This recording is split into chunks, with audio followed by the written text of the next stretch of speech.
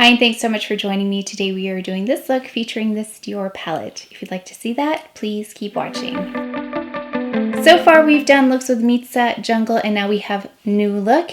I wanted to do something that was classic but still kind of soft and pretty. I think I could have easily gone with a red lip here, but I wanted to try something a little bit different, a little bit more daytime, but still with just a little bit something extra because of the eye. So let's go ahead to try on and we'll talk about everything at the end. I just have on foundation, concealer, powder, and eyebrows, and I have a little bit of the House of Sillage. This is in Lucent Balm, this one right here.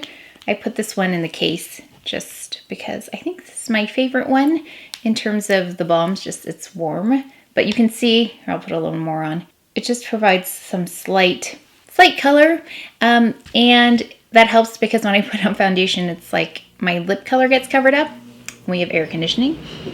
And I don't have bronzer or blush or anything on. I thought we'd do the eye look together and decide everything. I haven't thought about anything like lips or, yeah, pretty much anything. So we'll go in with the eye first. This has a lot of shimmery things happening on these two, so I'll avoid those for now.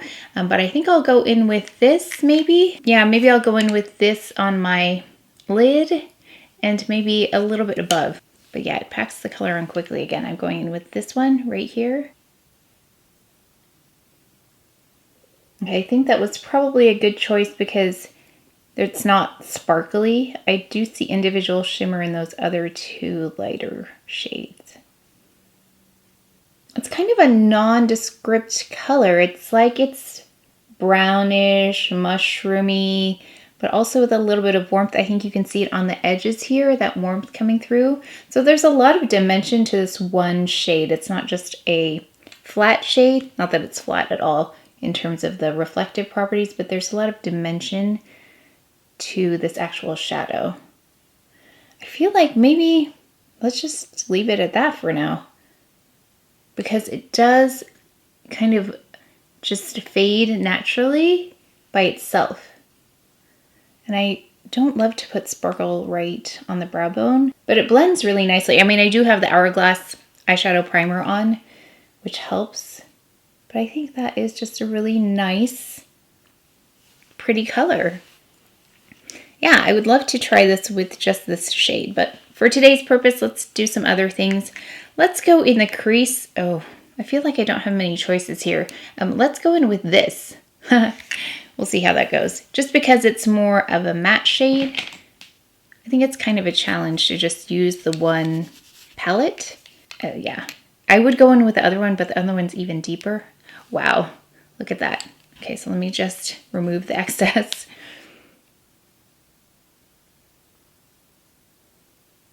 And I'm just going really gently.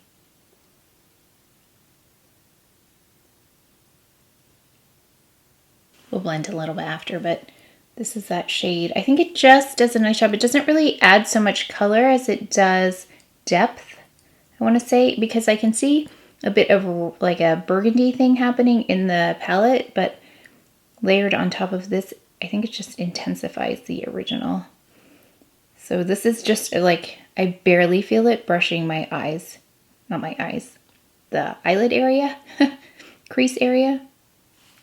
That is pretty. Okay, so I'm going to take this brush and just blend a little bit. Let's now take this color here, the deepest shade, and I'm going to take this Wayne Goss. I love these Wayne Goss brushes in number 20. Now I haven't gone in with any shimmery shades yet, but let's do that next.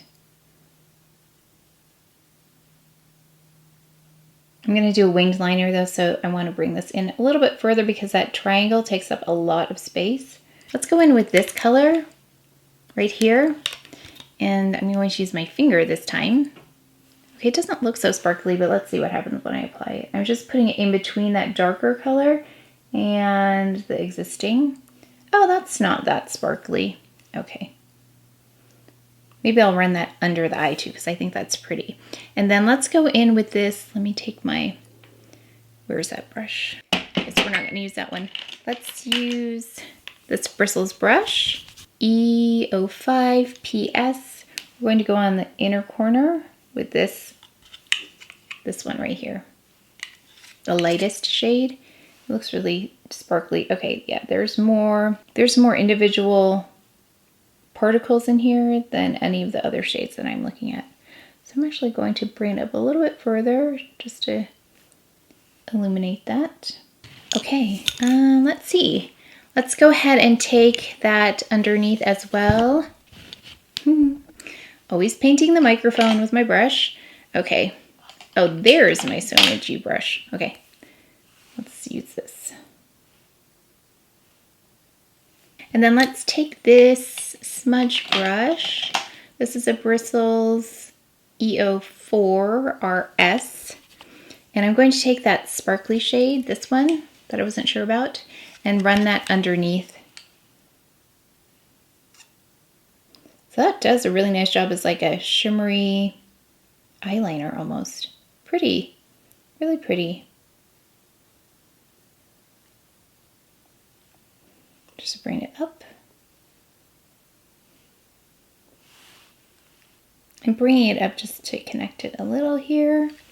Okay, so let me go ahead and do my winged liner and eyeliner and mascara. We'll be back and do the rest of the face too.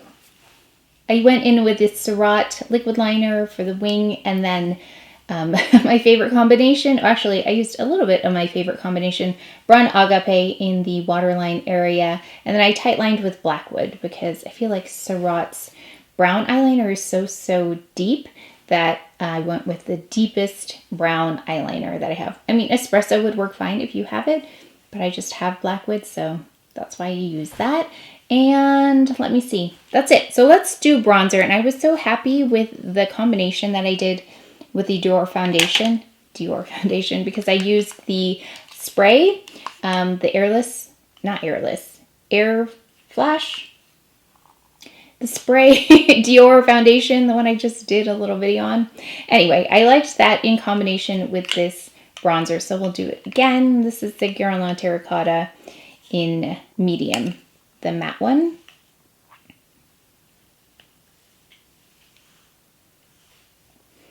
Oh yeah, I forgot. Also, I like to kind of clean up the under eye area after I'm done with shadow. I know I should probably do my shadow before I put on concealer, but I don't know. I just put concealer on first and then I add a little bit more. So this is how I go in with the La Prairie, because I have the Sisley on right now as well as La Prairie, but I'm just going to brighten with this. So it's number 4, and this is where I place it. I just place it right here, right in that darkest area, just like that. And I haven't powdered, so it's fine adding more on, which is what I really like about these concealers, the Sisley and the La Prairie, is that you don't need to powder to set, and then it just makes adding on a much easier when you want to go in. Like, I probably used more than I needed here, but that's okay. Then I will, if my fingers are clean, I'll just pat that in. But if I have eyeshadow on my fingers, that doesn't help. So it really is just a very specific area that goes in. Then I'll take excess and just add it to the corners where I always need some extra brightening. Okay, let's go ahead with blush. I thought we could play with these Chanel blushes that I've had. I talked about both of them recently. So we've got O2 Bronze Rose, and I'm going to just use this underneath as like a highlighter of sorts first, and then we'll go in with a matte, not a highlighter. I mean, this is nothing like the other Chanel product I just talked about, the holiday one. That is really shimmery, but this one has some slight shimmer, and so I'm just going to place it right here on the cheek like this. So if you want some of that shimmer, I'm just putting on kind of where I would do highlighter. So we're going to have a really subtle highlighter today because I'm going to go over this with a matte blush. Although when I looked at 68 on camera with the little flashlight, every so often there was a bit of shimmer, but when you add it on, it's really not evident. So you can see the glow of this. We're going to go in with this number 68. This is my favorite Chanel blush just because I love this color so much. And the fact that it's not shimmery, that way I can bring it up farther right here. But I'm just going to go over the number 2, the rose bronze. If anyone can help me with why there's a bronze in there, I don't see it. Maybe I'm missing it. It doesn't look bronzy to me. I don't know. I love layering blushes, partly because it takes up so much real estate on my face. It takes up more space than most of everything except for what, foundation, powder. Then comes blush, right? Blush, bronzer, something like that.